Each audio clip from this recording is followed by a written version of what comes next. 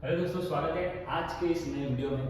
दोस्तों, आज हम बात करने वाले बहुत इंपॉर्टेंट टॉपिक, लास्ट ईयर की सबसे मेरा जो फेवरेट टॉपिक था वो था ट्रेड एंड कॉमर्स। उस पर एक प्लेलिस्ट ऑलरेडी क्रिएटेड है। लास्ट ईयर के पॉलिसीज, लास्ट ईयर में ट्रेड क्या होता है, इंपोर्ट एक्सपोर्ट, सबको डिटेल में पीपीटी वाइज नोट्स के साथ with 50 MCQs already Telegram channel पर अपलोडेड है। ये नया सेशन है, नए स्कीम्स, नए इंपोर्ट एक्सपोर्ट के चीज़ों को अपडेटेशन के साथ, एक एक्स्ट्रा अपडेट के साथ कि पिछले सालों में हमने क्या नया किया है, वो सब आज के सेशन में करने वाले हैं। और पिछला सेशन भी बहुत इंपॉर्टेंट है। अगर आपको ट्रेड की बारीकी या इंपोर्ट एक्सपोर्ट इंटरपोर्ट सबको डिटेल में जानना है तो वो पर्टिकुलर सेशन आप जरूर से देखिए। कहाँ देख पाओगे? इसी चैनल पे आप चले जाइए, आपको प्लेलिस्ट सेक्शन मिलेगा। प्लेलिस्ट सेक्शन में जनरल नॉलेज एंड अवेयरनेस करके आपको एक पूरा पार्ट मिलेगा। वहां पर आप जा करके ट्रेड एंड कॉमर्स वाला वीडियो स्टार्ट कर सकते हैं, उसे देख सकते हैं। और उसी के नीचे टेलीग्राम चैनल की लिंक इस वीडियो के नीचे भी है, टेलीग्राम चैनल की लिंक, उसको ज्वाइन कीजिए और वहाँ पे आपको पीडीएफ मिल जाएगा। थोड़ा स्क्रॉल करके ऊपर आना पड़ेगा या सर्च कर सकते हैं आप ट्रेड एंड कॉमर्स, आपको पीडीएफ मिल जाएगा।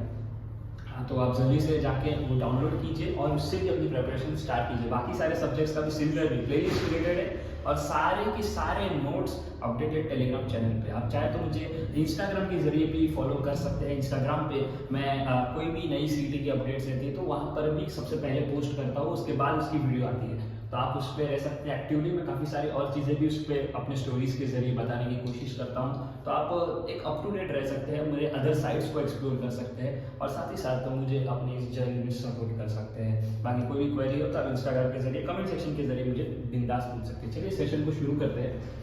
तो आज हम जानने वाले हैं trade and commerce policies, industries and more, यानी कि ऐसी कौन सी पॉलिसीज है जो इंपॉर्टेंट है, ऐसी कौन सी इंडस्ट्रीज है जो हमारे इंडिया की जान है। इंपोर्ट एक्सपोर्ट के बारे में सब कुछ आज डिटेल में जानेंगे। पहला जो पॉलिसी है जिसके ऊपर भी आज चर्चा करने वाले हैं, एक ही पॉलिसी जो सबसे इंपॉर्टेंट है और वो है एफटीपी, जिसको हम बोलेंगे फॉरेन ट्रेड पॉलिसी 2023 टू 2028। 2023 से 2028 का ये विजन बना के चली है गवर्नमेंट है, जहाँ पे फॉरेन ट्रेड पॉलिसी के अंदर ये चाहती है कि इंडिया जो है सबसे बड़ा सिग्निफिकेंट प्लेयर बने, डोमिनेंट प्लेयर बने, कि इंडिया के बगैर ग्लोबल ट्रेड मुमकिन ना हो। जो पहले था 24% जीडीपी हम पूरी दुनिया की कंट्रीब्यूट करते थे ब्रिटिशर्स आने के पहले, वही वापस स्टेज पे हमको लेके आना है। 24% not to be specific but एक मेजर प्लेयर जिसके बगैर ग्लोबल ट्रेड पॉसिबल ही नहीं। कब तक करना है ये अचीव? 2030 तक अचीव करने के ये प्लान है गवर्नमेंट ऑफ इंडिया का। तो कॉन्सेप्ट तो पॉलिसी के तहत अगर आया तो आपको लिखना है foreign trade policy 2023-2028। Foreign trade policy के तहत 2023-2028 India significant player in global trade by 2030। Clear है ये? अब चलते हैं इसके लिए गवर्नमेंट कर क्या रही है। ये पॉलिसी ऐसी थोड़ी बना के छोड़ देते, सामने कुछ और करना पड़ता है। क्या कर रहे हो? सबसे पहला एक्सपोर्ट प्रमोशन स्कीम लॉन्च कर चुके हैं यहाँ पे। एक्सपोर्ट प्रमोशन स्कीम यानी कि अगर आप कोई कंपनी है, आप कोई स्टार्टअप है, आपका बिजनेस है जो एक्सपोर्ट कर रही है, जो सर्विसेज को या फिर कोई प्रोडक्ट को एक्सपोर्ट करेगी, गवर्नमेंट आपको इंसेंटिव देगा, गवर्नमेंट आपको हेल्प करेगा, गवर्नमेंट आपको रिलैक्सेशन देगा काफी सारे पॉलिसीज में, जिससे कि आप ज्यादा से ज्यादा एक्सपोर्ट कर पाओ। सेकंड जो है वो है SEZ। गवर्नमेंट ने जगह जगह SEZ बनाया। SEZ का मतलब क्या? Special economic zones. Special economic zones क्या होते हैं? ये ऐसी जगह है जहां पर आपको बहुत सारे छूट छाट, बहुत सारी राहत गवर्नमेंट की तरफ से दी जाती है, जहाँ पे आपको एक ही जगह पे सारी सर्विसेज मिल सकती है अपने बिजनेस के लिए। क्योंकि अपन जानते हैं, अपन एक प्रोडक्ट बनाते हैं, अब वो प्रोडक्ट के लिए पैकेजिंग, लेबलिंग, ये आउटसोर्स करने में ही समझदारी है और ये वही लोग कर सकते हैं जो ये लार्ज स्केल में काम करते हैं। ये आपको SEZ में मिल जाएंगे, आपके अगल बगल वाले ही ये काम कर रहे रहेंगे, आपने उनको आउटसोर्स किया, आपका काम खत्म, आप सिर्फ प्रोडक्ट पे फोकस कर पाएंगे। सेकेंडली, यहाँ पे टैक्सेशन बहुत ही ज्यादा कम होता है, रिलैक्स होता है। काफी सारी फैसिलिटीज, इलेक्ट्रिसिटी एक मार्जिनल कॉस्ट में मिलती है, बहुत ही कम कॉस्ट में इलेक्ट्रिसिटी प्रोवाइड किया जाता है, पानी बहुत कम कॉस्ट में प्रोवाइड किया जाता है compare to other industrial areas. तो ये बनाया ही इसलिए गया है ऐसे लोगों के लिए जो एक्सपोर्ट ओरिएंटेड है, जो चाहते हैं दूसरे देश में जाके अपना व्यापार करना, अपना बिजनेस करना, उनके लिए SEZ बनाए गए हैं। अगला जो आता है वो है trade facilitation measures. Trade facilitation measures क्या है? तो ये वो पर्टिकुलर चीज है जहां पर हम बात करते हैं ट्रेड के बारे में। हम कह रहे हैं कि कैसे हम ट्रेड को फैसिलिटेट करें, तो इसके लिए गवर्नमेंट क्या करे? ट्रेड फैसिलिटेशन मेजर्स में जो पर्टिकुलर एक्सपोर्ट इंपोर्ट के पॉलिसीज होती है, जो प्रोसीजर्स होती है, जैसे कि आप सबको पता है कि जब भी माल सामान आता है तो उसकी एक प्रोसीजर्स होती है, डॉक्यूमेंटेशन होती है, उसको थोड़ा लूज आउट किया है, उस पर थोड़ी राहत दी है, उसको थोड़ा इजी प्रोसीजर बना के रखा है, जिससे कि हर कोई इजीली ट्रेड कर सके, हर कोई एक्सपोर्ट करने का सपना रख सके। तो ये थे कुछ इनिशिएटिव्स गवर्नमेंट की तरफ से जिससे वो फॉरेन ट्रेड पॉलिसी 2023-2028 को सक्सेस बनाने का ट्राई कर रहे हैं। इसके बाद अगर हम बात करें कि इंपोर्ट एक्सपोर्ट में इंडिया करता क्या है, मेजरली क्या एक्सपोर्ट कर रहा है, क्या इंपोर्ट कर रहा है, तो बात करते हैं पहले एक्सपोर्ट की। तो India petroleum related products export करता है, जेम्स एंड ज्वेलरी एक्सपोर्ट करता है। जी हाँ, बहुत सारे जेम्स और ज्वेलरीज यहीं से एक्सपोर्ट होते हैं, भले वो मिले कहीं भी, बट उनका पॉलिशिंग, उनका डिजाइनिंग, वो सब काम इंडिया में होता है, फिर वो पूरा रेडी सेट एक्सपोर्ट किया जाता है। फार्मास्यूटिकल प्रोडक्ट्स, दवाइयाँ, ये सारे वैक्सीन्स और काफी सारे इंपॉर्टेंट फार्मास्यूटिकल प्रोडक्ट्स यहीं से एक्सपोर्ट किए जाते हैं। टेक्सटाइल और आईटी सर्विसेज, यानी कि कपड़े में और आईटी सर्विसेज में भी हमारा बोलबाला है। तो हम किस किस को एक्सपोर्ट करते हैं? हम यूएसए को एक्सपोर्ट करते हैं, हम यूएई को एक्सपोर्ट करते हैं, हम चाइना को एक्सपोर्ट करते हैं, हम यूरोपियन यूनियन को एक्सपोर्ट करते हैं। जी हाँ, चाइना जिसको लोग समझते हैं कि हम इंपोर्ट करते हैं, उनको भी हम कुछ ना कुछ तो एक्सपोर्ट कर पा रहे हैं। यूएसए आप सभी को पता है, United states of America, UAE, United Arab Emirates, China और ईयू मतलब यूरोपियन यूनियन, यानी सारी यूरोपियन देशों को भी हम ये सारी चीजें एक्सपोर्ट कर पाते हैं। अगला जो है वो है हमारा इंपोर्ट्स। हम क्या है जो दूसरे देश से ले रहे हैं? पहले है क्रूड ऑयल। अब ये पेट्रोलियम प्रोडक्ट्स बनाने के लिए कच्चा तेल तो चाहिए ना, तो कच्चा तेल हमारे पास है नहीं, तो हमें वो लेना पड़ता है दूसरे देश से ताकि हम ये एक्सपोर्ट कर पाए। फिर नेक्स्ट जो आता है वो है गोल्ड। हमारे पास गोल्ड काफी है लेकिन वो छुपा हुआ है, तो हम ज्यादा गोल्ड करंटली मार्केट में ला नहीं पा रहे, डिमांड काफी ज्यादा है, तो हमें गोल्ड इंपोर्ट करना पड़ता है, दूसरे देश से खरीदना पड़ता है। फिर है इलेक्ट्रॉनिक गुड्स। चाइना से मेजॉरिटी हमारे इलेक्ट्रॉनिक गुड्स आते हैं, जापान से आते हैं, तो ये सारे इलेक्ट्रॉनिक गुड्स भी हम इंपोर्ट करते हैं। बड़ी बड़ी मशीनें, ये सारी भी इंपोर्ट होके हमारे देश में आती है। और काफ़ी सारे इंपॉर्टेंट केमिकल्स जिनकी हमारे इंडिया में फिलहाल अवेलेबिलिटी नहीं है, तो हमें वो बाहर से मंगवाने पड़ते हैं। तो ये हम कहाँ से इंपोर्ट कर रहे हैं? तो कहीं ना कहीं हम देखें तो हम जिनको एक्सपोर्ट कर रहे हैं ना, वही हमें कोई चीज़ इंपोर्ट कर रहे हैं। जैसे कि चाइना को हमने एक्सपोर्ट किया, चाइना से भी हम इंपोर्ट कर रहे हैं। यूएई को हमने एक्सपोर्ट किया, यूएई से हम इंपोर्ट कर रहे हैं। यूएसए को हमने एक्सपोर्ट किया, यूएसए हम इंपोर्ट कर रहे हैं। और फिर आखिरी प्लेयर जो आता है वो सऊदी अरेबिया, जिसे हम क्रूड ऑयल सबसे ज़्यादा मात्रा में इंपोर्ट करते हैं। तो ये हो गई इंपोर्ट और एक्सपोर्ट की बातें। हम जानते हैं कि भाई ये ट्रेड करना जरूरी क्यों है, क्यों कोई बिजनेस ट्रेड में आए, क्यों कोई इंपोर्ट एक्सपोर्ट का धंधा करे, why it is important, government क्यों इसके पीछे पड़ी है, इससे क्या बड़ा इंपैक्ट क्रिएट हो जाता है, देश कैसे आगे बढ़ता है। तो यहाँ पर देखिए कुछ इंपॉर्टेंट पॉइंट्स लिखा है। सबसे पहला, फॉरेन एक्सचेंज गवर्नमेंट के हाथ में आना शुरू हो जाते हैं। फॉरेन एक्सचेंज क्या होता है? अब समझिए हमें मार्केट में इंपोर्ट जो है मतलब दूसरे देश से खरीदना है, मुझे समझो सोना खरीदने का है, मुझे खरीदने का है सऊदी अरब से खरीदने का है, तो सऊदी अरेबिया एक रिजर्व करेंसी पे चलेगी, वो यूएस डॉलर मांगेगी, ना कि हमारी इंडियन रुपीस मांगेगी, क्योंकि यूएस डॉलर हर जगह चलता है, तो वो यूएस डॉलर्स मांगेगी। अब हम तो यूएस है नहीं, हम है इंडिया, हमारे पास अपनी करेंसी, यूएस डॉलर में पेमेंट करना है तो यूएस डॉलर होना चाहिए। यूएस डॉलर आपको कब मिलेगा? जब आप कुछ बेचोगे और सामने यूएस डॉलर मांगोगे। जैसा कि समझो फॉर एग्जांपल मैं एक सामान बेच रहा हूँ, सपोज कि आप यहाँ पे एग्जांपल लीजिए, मैं ये मार्कर्स बेचता हूँ, ठीक है, ये मार्कर्स मैं सेल कर रहा हूँ फॉर $10, ठीक है, मैं डॉलर में पेमेंट दूंगा, क्यों? क्योंकि मेरे को भी कोई चीज की जरूरत पड़ेगी, सब चीज मेरे पास थोड़ी होगा, तो मैं ये डॉलर में बेच रहा हूँ $10 में, तो मुझे ये बिक गए $20 मिलेगा। अब मुझे जरूरत थी एक माइक, और ये माइक जो था, ये माइक था $15 का, ठीक है, ये $15 का माइक था। तो अब ये जो $20 मैंने कमाए हैं, उसी से मैंने पेमेंट किया। अगर मैं कमाऊंगा ही नहीं तो पे कैसे करूंगा? इसीलिए यहाँ पे गवर्नमेंट चाहती है कि लोग ट्रेड करें, एक्सपोर्ट करें, जिससे कि हमारे पास डॉलर्स आए और हम जो भी चीजें हमें जरूरत है उसका पेमेंट डॉलर से कर पाए। इसके बाद अगला जो इंपॉर्टेंट पॉइंट है वो है क्रिएटिंग जॉब्स।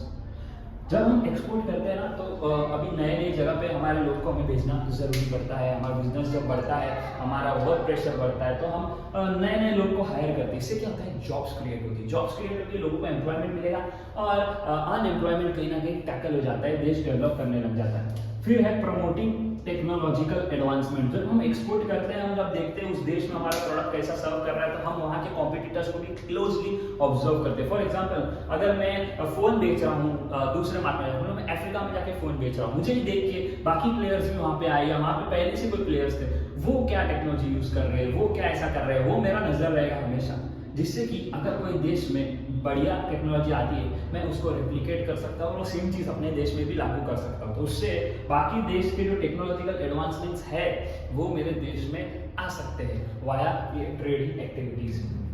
अब कुछ इंपॉर्टेंट इंडस्ट्रीज जो इंडिया को वर्ल्ड स्टेज पे एक बहुत इंपॉर्टेंट मुकाम पे लेकर जाते हैं, क्या है वो इंडस्ट्री? पहला है आईटी इंडस्ट्री। आईटी इंडस्ट्री के कारण आज इंडिया का बोलबाला है। India global IT power house है, यानी कि दुनिया देश में जब भी हम बात करें आईटी की तो दुनिया एक ही तरफ नजर घुमाता है और वो है इंडिया, क्योंकि ये अफोर्डेबल देता है, ये आपको अपने सॉल्यूशंस क्रिएटर करके देता है, इस पे आप रिलाई कर सकते हैं। ट्रस्टेड कंपनीज है। कौन सी कंपनीज है मेन जो आईटी इंडस्ट्रीज को गवर्न कर रही है इंडिया में, यही चला रही है? TCS, Tata consultancy services, second Infosys और थर्ड विप्रो। ये तीन ऐसी बड़ी आईटी पावर हाउस है जो करंटली इंडिया के आईटी सेक्टर को राज कर रही है। फिर आता है फार्मास्यूटिकल इंडस्ट्रीज, दवाइयों का इंडस्ट्री। क्यों इंपॉर्टेंट है? यहाँ हम कैसे ग्लोबल प्लेयर बन पाए? तो यहाँ पे ग्लोबल प्लेयर बन पाए बिकॉज हम जेनेरिक ड्रग्स बेचते हैं। जेनेरिक ड्रग्स मतलब क्या? ऐसी दवाएं जिनकी कंपोजिशन सेम है, जिसका केमिकल कंपोनेंट सेम है, लेकिन ये कोई पर्टिकुलर बड़ी कंपनी का इसमें पेटेंट नहीं रहता है। तो क्या होता है, कोई दवाई फॉर एग्जांपल वो कोई कंपनी है, जैसे कि यहाँ पे मैं नाम नहीं लेना चाहूँगा वरना कॉपीराइट स्ट्राइक वगैरह कुछ आ जाएगा। XYZ कंपनी, ठीक है, हम ऐसा गिनते हैं। XYZ कंपनी है, कोई दवाई 100 रुपये में बेच रही है।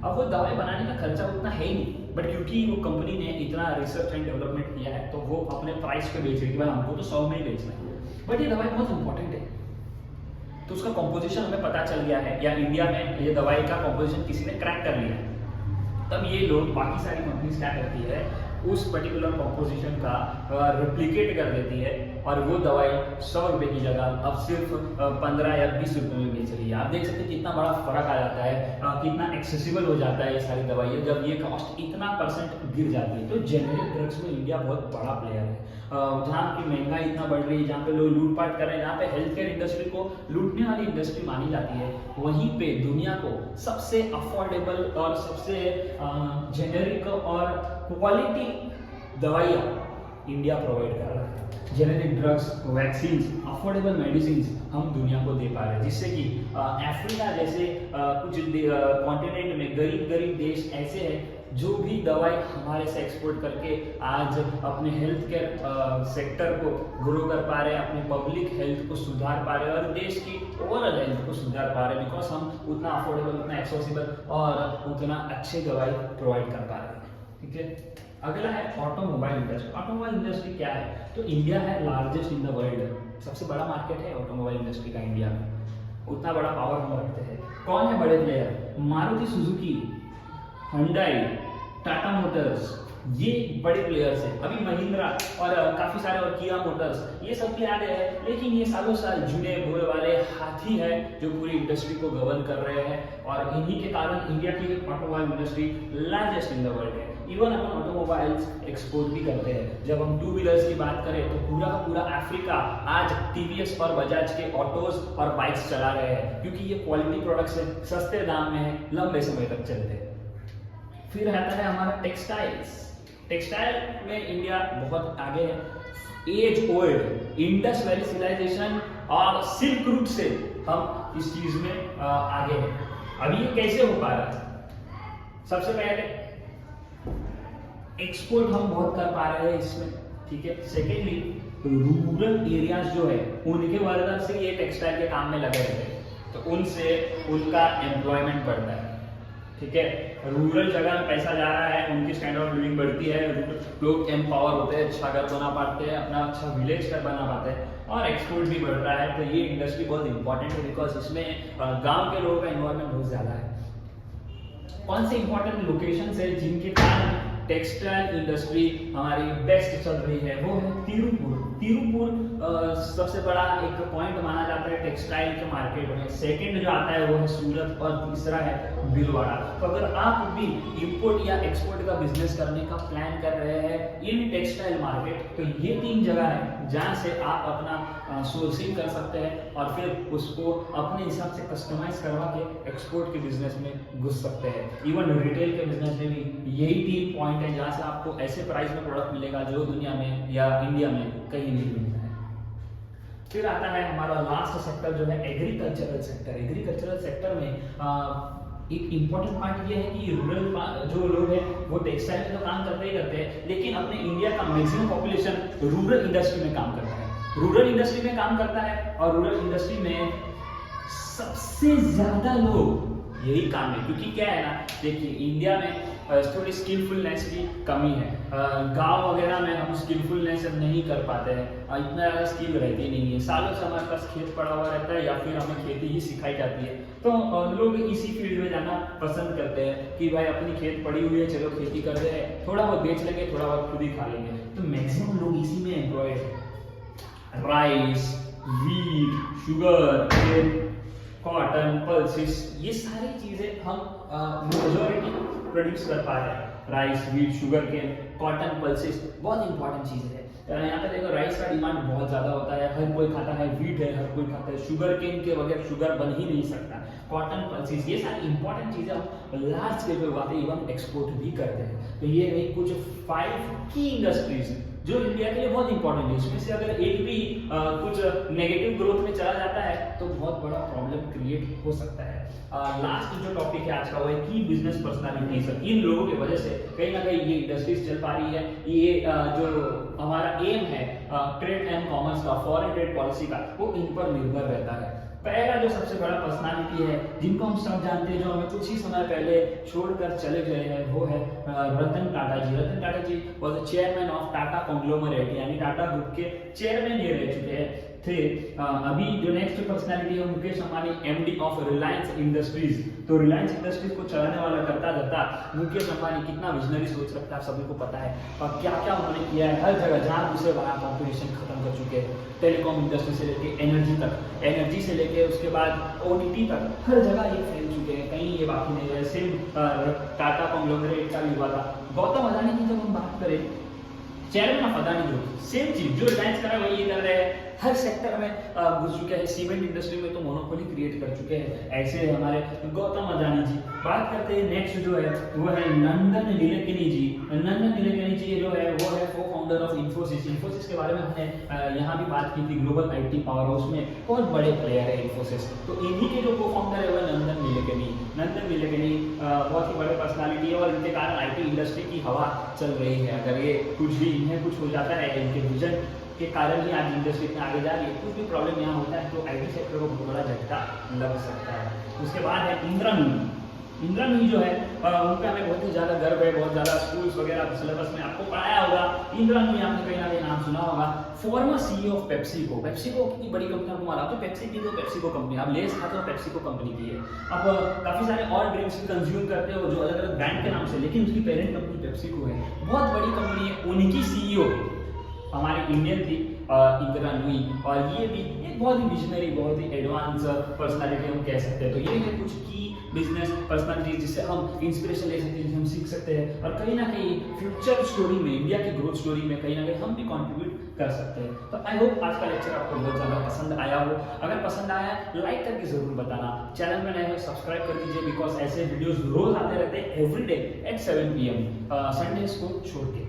जल्दी से हम पोर्शन कंप्लीट करने का ट्राई करेंगे। उसके बाद मैं लाइव भी आते रहूँगा ताकि आपकी Q&A सेशंस पे ले सकूँ। तो अगर आपको Q&A सेशंस की भी ज़रूरत है, आप कमेंट सेक्शन में बता सकते हैं, जिससे मुझे पता चले कि कितने लोगों को सही में Q&A सेशन की ज़रूरत है। तो प्लेलिस्ट आप चेक कर सकते हैं, बाकी सब्जेक्ट्स की प्रिपरेशन कर सकते हैं। रोज 7 बजे मेरे साथ जुड़ के 10-15 मिनट का ये वीडियो लेक्चर लेके उसकी नोट्स बना सकते हैं और काफ़ी सारे PDFs और MCQs ऑलरेडी अपलोड है, वहाँ से प्रैक्टिस कर सकते हैं टेलीग्राम चैनल के थ्रू। मिलते हैं नेक्स्ट वीडियो में, तब तक के लिए बाय बाय एंड